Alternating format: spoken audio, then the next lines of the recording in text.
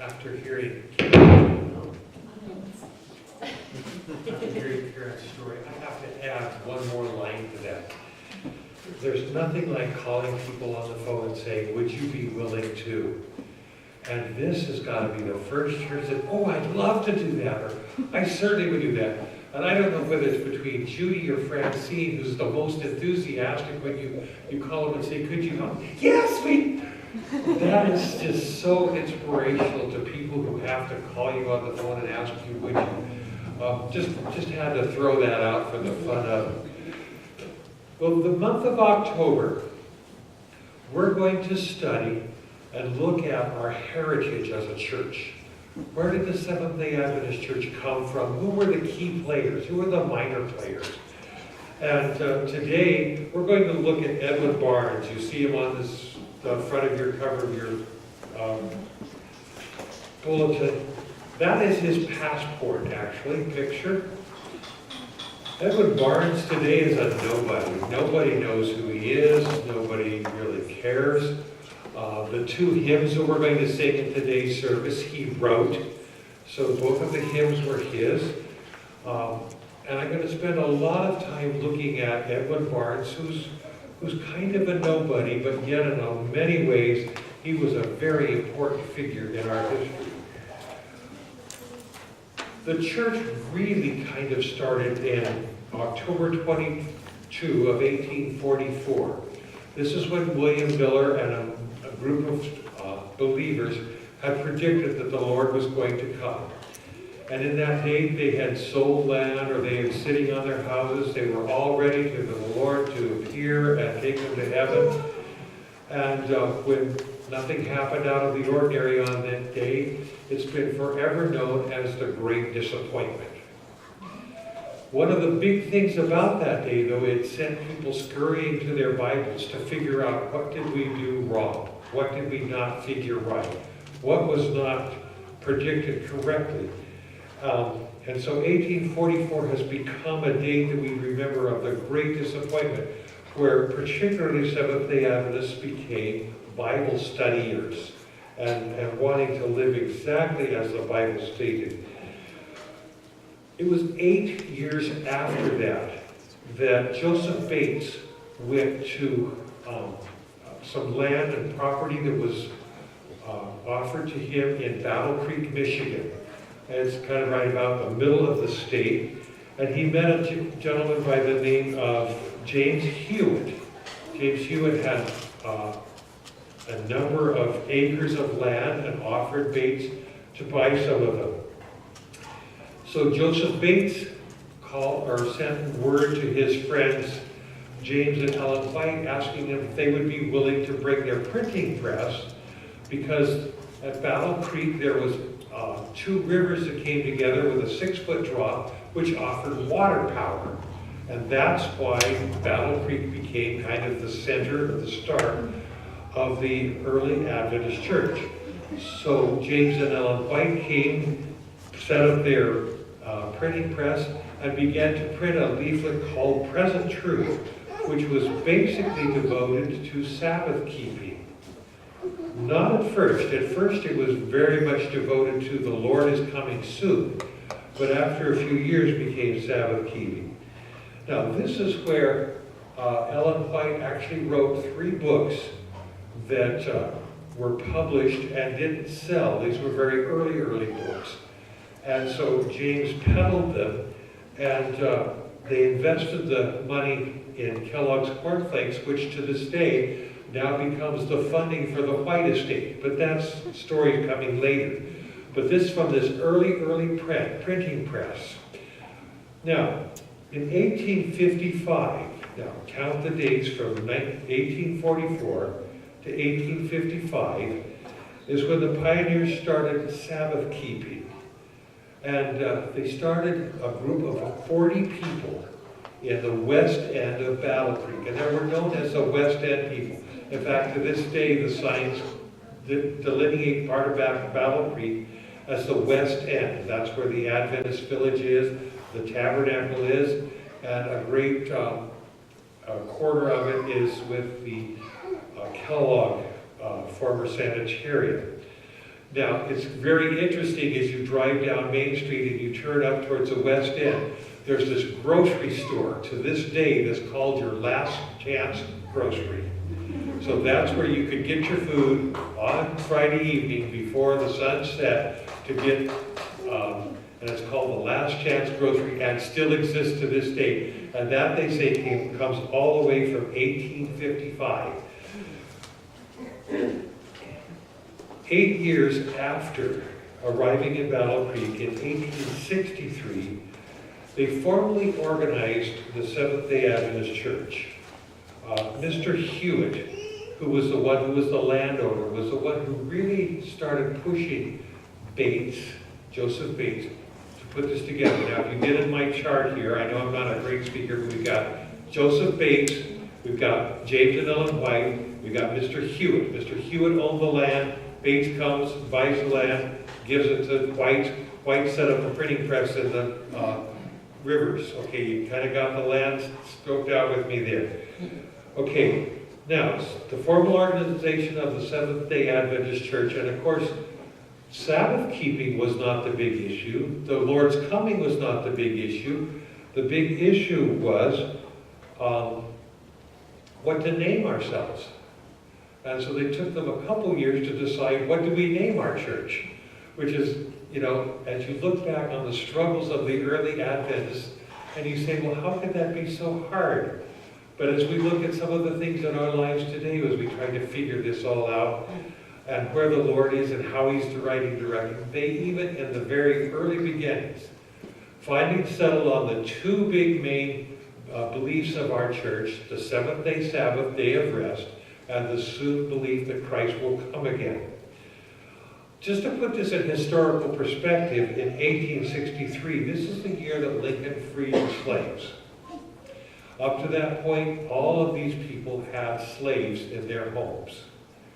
Okay, and it's very interesting. Even Ellen White, even Joseph Bates, they all had housekeepers.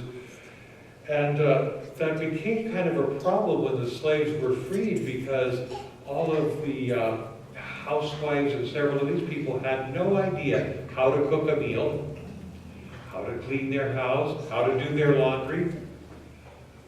They had never done this. The slaves or the helpers, the staff had always done that for them. And suddenly it became, we need to teach people home economics. We need to teach people how to do this. And that's why 22 years later, after they arrived there, they started the Battle Creek College, because there were so many people saying, teach us these things.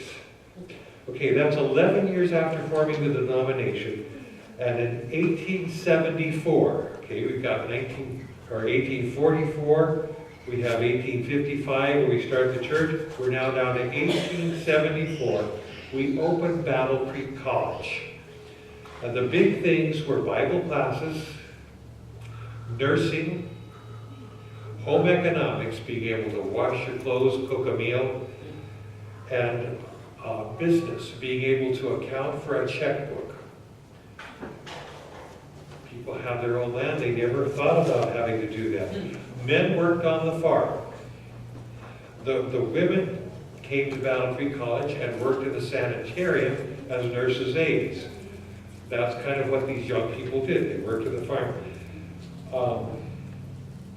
Basically, for a lot of reasons, the young Adventist men who worked on the farm and the young Adventist women who worked in the sand came to Battle Creek College for a second very important reason: to meet other Seventh-day Adventist men and women, to be able to get married and to have families with Seventh-day Adventists.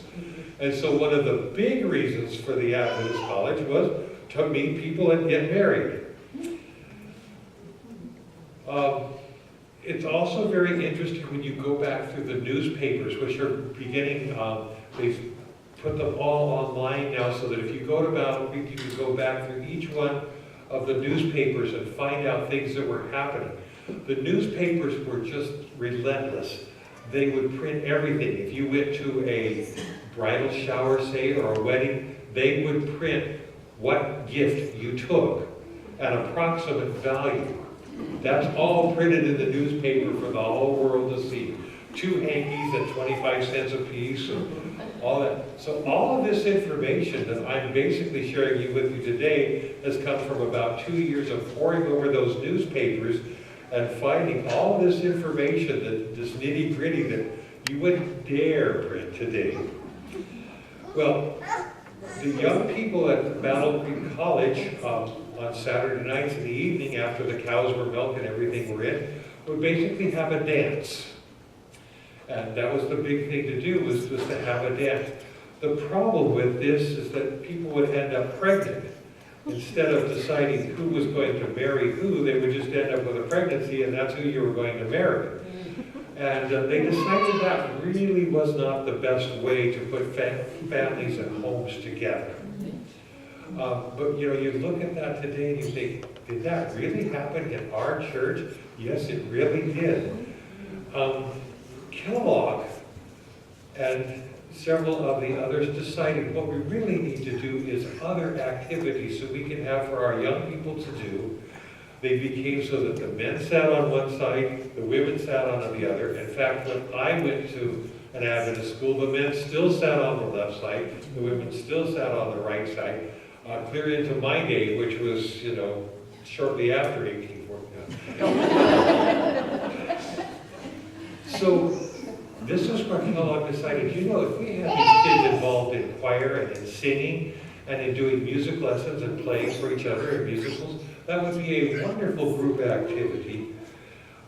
And so this was where he started looking for a musician.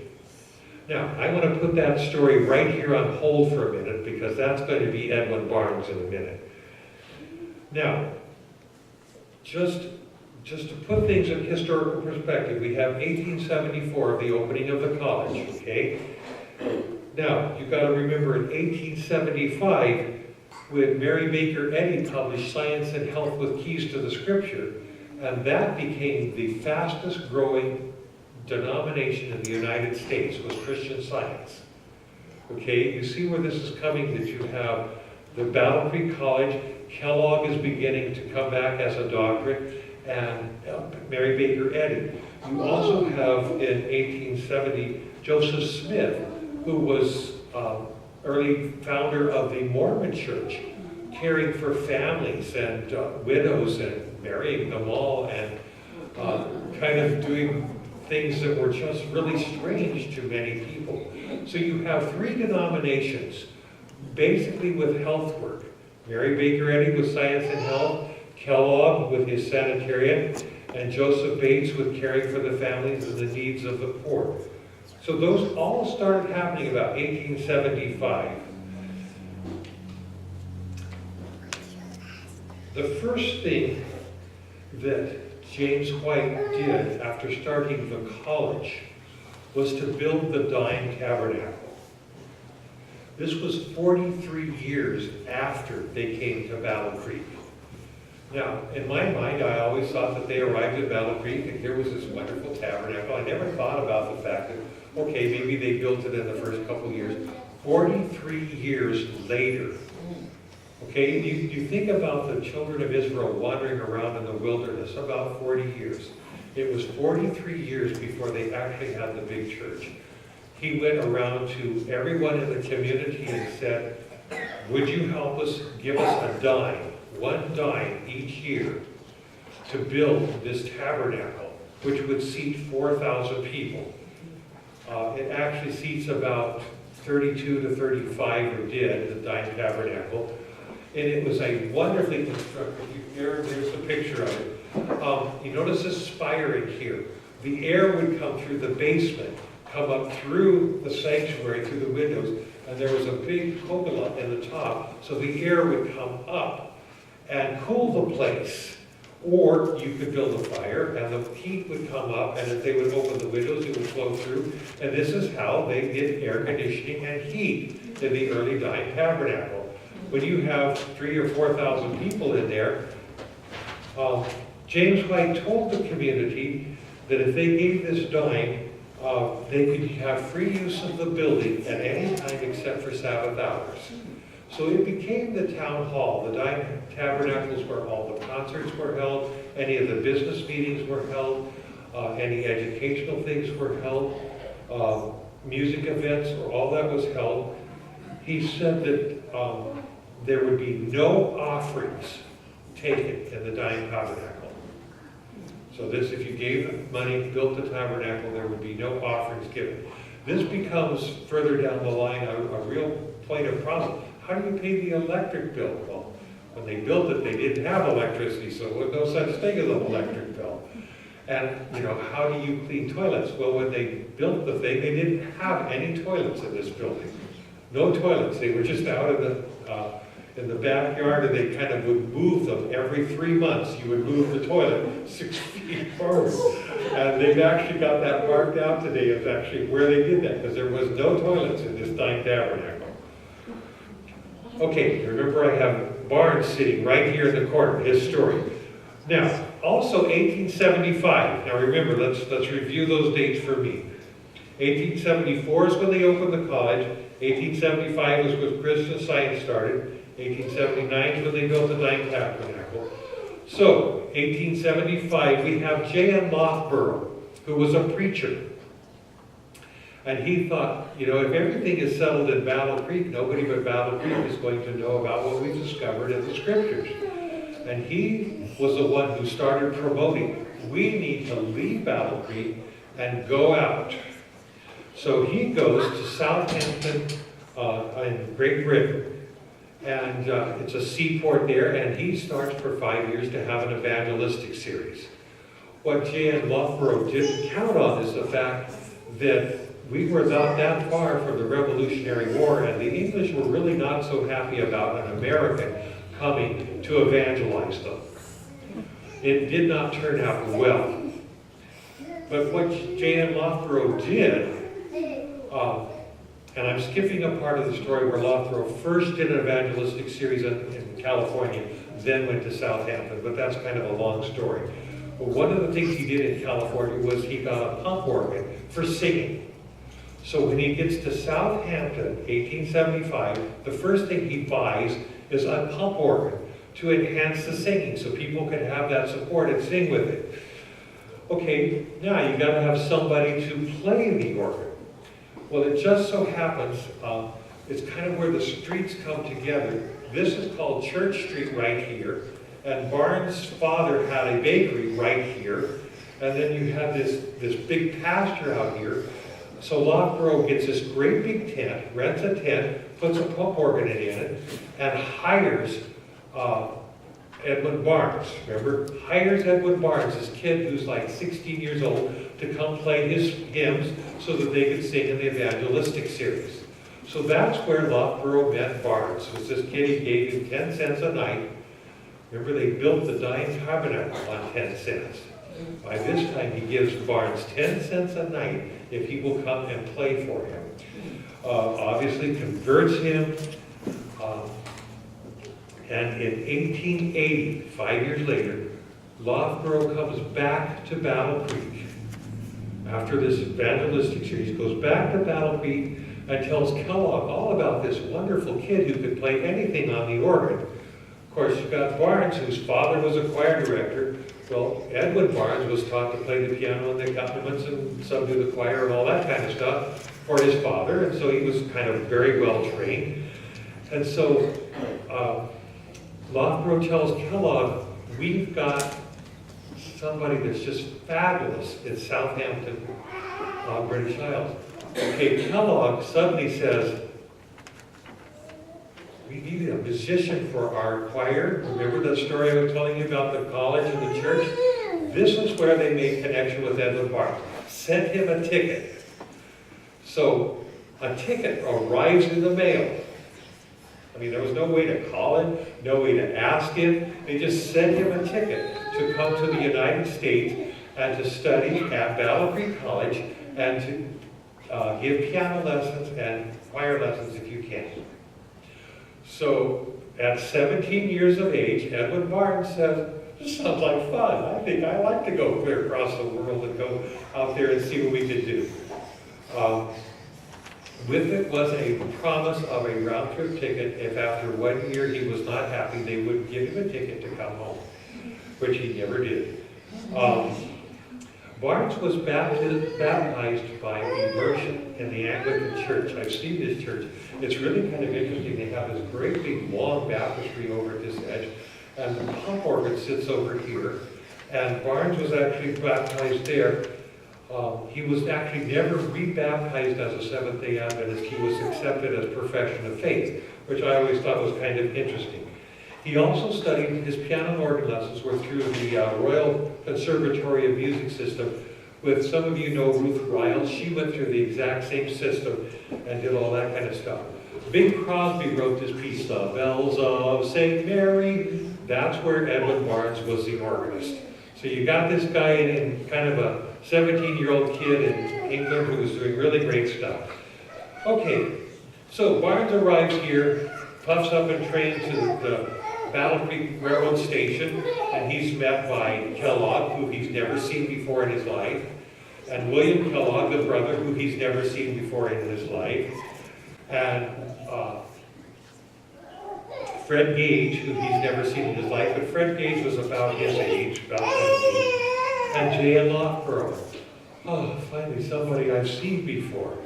And he's given a room and in the Gage home. Now, Fred Gage is important because he was the guy who ran the presses at the Review and Herald. Okay, so you start seeing how this all comes together. The Review and Herald, which the Whites brought Fred Gage was the printer man. And they met Barnes there and said, "We are so happy to have you here." The very first duties that Edwin Barnes gets to do in 1881 after he arrived is preside over the funeral of James White. James White dies 2 months after he arrives. And James White was, to that point, the leader of the church. Okay, Barnes was given free tuition. He starts teaching piano and organ. He's chief musician for the tabernacle. The pump organ comes into the middle so they can all sing. He leads the song service every Saturday morning. And he forms a choir in Little Battle Creek of about 250 voices. Oh, would that be wonderful. 250 voices in the tabernacle.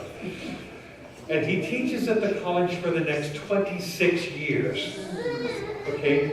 And there's another set of, I thought, well, he came there, he established this and taught this, and they moved the college, and it was just probably a couple of years. 26 years he established this and had choirs and music going for these people. Now, one of the things that Barnes discovered, he was a very proponent that we need to train our kids in Bible and send them out to be preachers.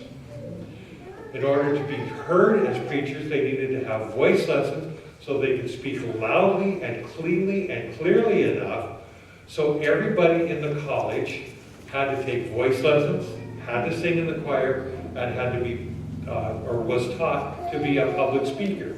If you went to Battle Creek College, you had to do those. That was core curriculum. And the president of the college, Mr. Preston, said, very much supported this. And Barnes, he had control over this. Every single student Barnes could talk to every day because he had them either in choir or in lessons. This became to be a point of contention because suddenly you have the dairy farm that needs to supply food for the sanitarium for Kellogg, and all of these guys are studying and going out and giving Bible studies, and the ladies are all being nurses in the sanitarium. Who's milking the cows? And this becomes a real problem. So they eventually moved the college to Berrien Springs, Michigan, so that they could have more kids who had to work on the farm and less kids being preachers. Now, you think of that theology, but that's the decisions that they made. Okay, 1885, Barnes, Belden, and White publish a hymnal. The first time that we had a hymnal that had notes, music, and words all in it. In a few weeks we're going to do a lot more, my grammars. We're going to study some of the hymn singing and stuff like that. Uriah Smith was the pastor. Barnes comes to the Battle Creek Church, And he proposes that Scripture must be read in every service. You must read Scripture if you're going to have a worship service. Barnes is the one who said singing is as much an act of prayer as is praying. Ellen White was to quote that for years and years after, but that came from Barnes. He insisted that they have a prayer, and two things. He's the one who started Seventh-day Adventists either kneeling for the prayer, or what we call the prayers of the people, or bowing your head and closing your eyes. Do you ever wonder where that came from? That was Edwin Barnes in showing respects to God, that everyone in the tabernacle would bow your head and close your eyes. So, one, they felt like that gave you better attention to be able to hear the prayers. There's no such thing as a microphone. But if you closed your eyes and you listened carefully, the prayers would be heard. So Edwin Barnes instituted that every prayer, you closed your eyes, you bowed your head, and for the prayers of the people, which was the concerns of bringing ourselves to God, that you would kneel. Okay, and that all came from Barnes, believe it or not. Barnes also got into it. He said, we need to collect tithes and offerings. We need to bring our gifts before the Lord. And not just come in here and, hope that somebody pays the electric bill. But we need to collect an offering. Not because God needs our money as much as we need to bring a gift. And remember that we have been blessed. And that's where they went around about this, that particular item for around 3 years, where they decided, because if you remember, James White said they wouldn't collect offerings. And Edwin Barnes is saying, but our tithes and offerings on Sabbath. And James White also said you cannot use the tabernacle on Sabbath hours. And Barnes said, but during Sabbath hours, we should be able to collect an offering. Because we need to bring our gifts. So those are kind of some interesting things of where Barnes comes in and starts putting some form and some shape to the church service. He also said, I don't know if I told you, everyone in a church service should be able to speak the name of the Lord, should audibly be able to say, Lord, I praise you, Lord, I bless you, but to actually verbally say the name of the Lord. He felt that was very, very important. He also felt like when people walk out of the service that they should feel spiritually charged. That's why the pulpit is in the center. That they should feel like they have heard from the Lord, that they have charged and they are ready to go out and serve. That was the purpose of the church service, according to Barnes. Now, in the afternoon at 4 o'clock, they would always have what they called young people's meeting. And this is where they would do other things. They would have mission reports. They would talk about things that they could do. They would talk about Bible study. They would have sermons that would last for 2.5 hours. This is what they did in the afternoon. The children would often get bored and they would go in the basement of the Dying Tabernacle. And this is where they stored tents and things for the camp meeting, and particularly the oil tents and cloths. And they would stack them up and make tunnels through this tents and stuff that were in the basement. Now remember, we've got no electricity, so there's no lights down there. You have no batteries. They haven't been invented yet, so you can't take a flashlight. So you take a candle. Only they started thinking maybe that wasn't really such a good idea, because a couple of these tunnels that these kids had built collapsed. And you had kids every once in a while getting caught. So when Father said, Johnny, let's go, they ran out of there, because kids like to do it anyway. And particularly, well, I forget the date. It was one of these dates, one of the kids just ran to his father and left his candle burning right after the young people's meeting. And within an hour later, they say that the camp meeting tents caught fire, and within 12 minutes, the entire Dying Tabernacle went up in flames. 12 minutes. They couldn't even get the fire truck there and the hose to the river, which was less than 50 feet away. So that all happened just simply because of somebody left a candle out there. Well, more on the Dying Tabernacle.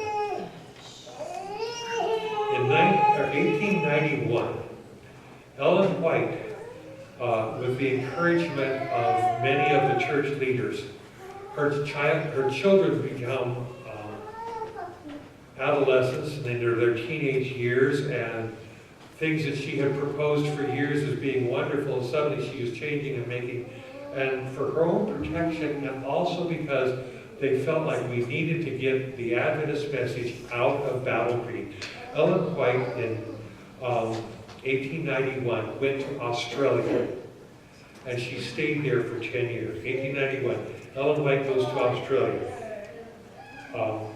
And this is where she forms the church down there and starts Avondale College down there and begins an Adventist movement with a printing press down in Australia. Meanwhile, back in America, 1896, the Kellogg's start the cornflake factory. Okay, this was kind of an accident. And I'm going to read it here, so I'm pretty specific. Okay, Dr. Kellogg introduced Kellogg's cornflakes in hope that it would reduce sexual activity. And in fact, Kellogg devoted much of his energy to discouraging sexual activity from any kind. He believed sex would cause cancer of the womb, urinary diseases, nocturnal emissions, impotence, epilepsy, insanity, and mental and physical disability, as well as dizziness of vision and moral corruption. So, Marshall, all you have to do is give your patients cornflakes. Okay, a patent for the cornflakes was filed in 1895 and was issued in 1896. And very interesting enough, they came up with this rooster. Okay, 1906, Will Keith Kellogg, the brother, who had served as the business manager of the sanitarium, decided to try mass marketing of the new food. And his new company, Battle Creek Toasted Corn Flake Company, he added sugar to the flakes to make them more palatable to the mass audience. And this caused a huge rift between Dr. Kellogg and William Kellogg. Dr. Kellogg did not want sugar to there, and Will Kellogg said, but they won't sell, people won't eat them without it. So from that point on, they were actually in a lawsuit for the next 43 years over that little thing. In 1907, the same company ran an ad campaign which offered a free box of cereal to any woman who winked at her grocer. At the same time, Kellogg also began experimenting with new grain cereals to expand the product line. Rice Krispies, his next generation hit, went on sale in 1928. Now there have been 3 mascots. This is always interesting to me. 3 mascots of Kellogg cornflakes. And there was this bird. You have that picture of the bird. Maybe you've seen this on the Kellogg. The bird talked when it originally was on talkie movies and stuff like this. Before you went to a cinema, you had an ad for Kellogg's cornflakes, the bird would talk. Guess whose voice? Edwin Barnes. Edwin Barnes was a turkey. Or actually a rooster. And they soon discovered that he wasn't really the best of turkeys, so they got some professional people to do that. But for the next 10 years, the turkey on the talkies talked, and that was a promotional. Now, the thing was, wake up to Kellogg's cornflakes. One of the people who came as pretty sick to the Battle Creek Sanitarium was, in 1904, was C.W. Post. And Post's job was to work in the kitchen, and he saw what was going on with the Post Toasties, and he thought, man, I have several things that I could do. So Post went out, since Kellogg was against, Dr. Kellogg was against advertising anything more than Kellogg's cornflakes, which he was mad about. So Post started Alphabets. Any of you ever had Alphabets? Any of you ever had Grape Nuts? Any of you ever had Honey Bunches of Oats? Any of you had Honeycomb or Raisin Bran? Shredded Wheat? Post Toasties, and the big one that made them millions of dollars for Postum. And it's a coffee substitute which my dad drank to his dying day. Most awful substance. In my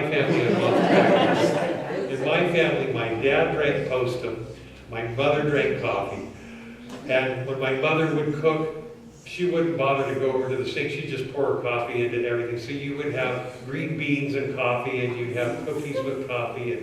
And here's my dad with his post of, we have a vital household for food.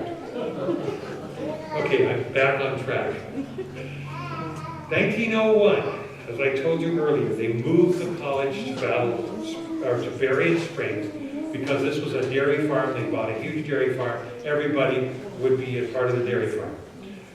Daniels asked Edwin Barnes in 1905 to organize a general conference session. So Barnes had 1 year. He contacted all the missionaries and asked them, would you bring somebody from the missions? Would you bring a program? Somebody who could do mission from Switzerland, somebody from Australia. And they were all en route when Daniels discovered that the 1905 General Conference was going to be a really big salvation by the Wagner, the goodies and all that stuff. 1 week before General Conference started, he went to Barnes and said, we're not going to have time for the programs. Barnes said, but they're already traveling here. So Barnes went to the Episcopal Church and to the Baptist Church and to the Methodist Church, and each night on Monday night they would have Australia, and Tuesday nights the Baptists would have Switzerland, and Wednesday night it would be, I don't know exactly which, but you get the idea, each one of these churches. Well, guess what happened at 7 o'clock every night at General Conference? All the General Conference people, instead of being in General Conference, went to one of these churches to hear the mission report. And that did not please the brethren too well at all. And so we have a whole story, which you're going to get in a couple of weeks, about a pipe organ in the tabernacle and the pianos and all the stuff that happens with that. On top of that, we had some people who really got disgusted with Kellogg building the sanitarium, having lots of money now. Presidents and everyone were coming to this sanitarium, and it was such a big deal that he had the money to supply everything. Kellogg was very, very, very wealthy. Barnes lived right next door to Kellogg. Barnes would have his students do piano recitals. Kellogg would just come across the backyard and have a Saturday evening of a piano recital and that kind of stuff. So Barnes and Kellogg were very, very tight. The pipe organ, no organ was going into the sanitarium, so Kellogg, the organ that he wanted to buy, went into the Congregational Church. Well, guess where Barnes went? He goes over to the Congregational Church to play the organ that was supposed to go to the tabernacle, and did eventually. In 1961, from the Congregational Church, they moved that organ into the tabernacle. So it's kind of what comes around goes around. Franklin Belden was also disfellowshipped along with Barnes and along with Kellogg's. Now, what's really interesting in the newspapers about this is they disfellowshipped all these people, but the very next Sabbath, the newspapers reports that Barnes is leading the song service, and Mrs. Kellogg was playing the piano, and I mean, they're all disfellowshipped. They're no longer Adventists, but they're sitting right there leading worship, which sounds very, very interesting. There were no church records. And it was very interesting. I kept asking, why, who was disfellowshipped? They don't know exactly who was disfellowshipped. The newspaper gives sort of a report of the people they think were. There was no church records because the Lord was coming. What was the point in having church records? And I never thought of that before, but that's what happened there. Well, Barnes goes on to form the Conservatory of Music. The college had left. He forms an amateur choir, which is 250 voices, which is Adventists and non-Adventists. And this is the first time that the West Side people and the townspeople become friends and start learning that we are commonly have a goal, making music together. With that, he brings the Chicago Symphony in with Madame Schumann-Heinz, who was a big deal back then. He brings the New York Philharmonic in, conducts them, gets an invitation for the New York Philharmonic. Would you please come to New York and be the conductor of the New York Philharmonic? He's a big promoter in sending J.N. Andrews to Switzerland. He has big concerts at the Tabernacle. But none of the churches in Battle Creek, none of them felt that applause was appropriate for any concert.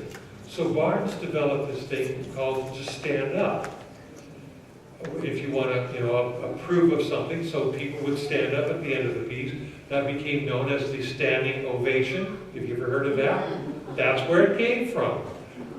Barnes and Battle Creek, they would just stand up, and that was their, instead of their applause, that's where the standing ovation came from. Okay, and we are on the last page. One other fun thing, with his student Herzog Herzog, they recorded most of the Wurlitzer piano rolls that went in the player pianos. Remember, we have no stereos or anything, but they did piano rolls. That's all Barnes did that. In 1915, Barnes organizes all of the music for Ellen White's service. His daughter had just died the same week in childbirth, and so the newspapers report that he did music for both services, for both his daughter's service and for Ellen White's service, which is an interesting ways that you can research this stuff out in the internet. 1925, Barnes gets prostate cancer and also has heart disease. They send him to Florida. He doesn't get better. They bring him back in 1928 because Kellogg says he could do surgery on him. And they had a welcome banquet for Barnes when he comes back from Florida after being gone 2 years, at which they say the whole town, which was roughly 700 and plus people, showed up for a banquet honoring Barnes as being the best known, kindest person in Battle Creek. And that's saying a lot with the likes of Kellogg's, Post, White's, and Smith's.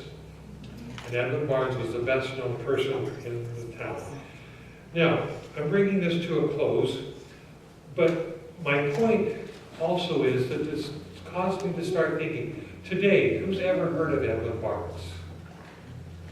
But look at the stuff that he started and organized to put our church, a culture for our church.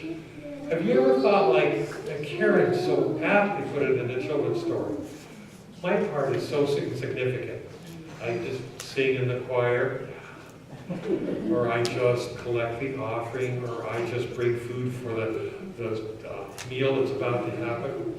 All of these things that you just do your little part. But each one of us together makes the collective whole. Would you pray with me? God, as we study the history of your church and how you brought this thing together, the people who were involved, both the major players and the minor players, Lord, we are inspired by the fact that each one of us have a place in your kingdom. You've given each one of us gifts so that each one of us can bring to your kingdom those things which you need. Lord, we ask your blessing upon each of us today, that we may be able to serve you more fully. We pray this in your name. Amen. Yeah. Okay, a last hymn that Edmund Barnes wrote.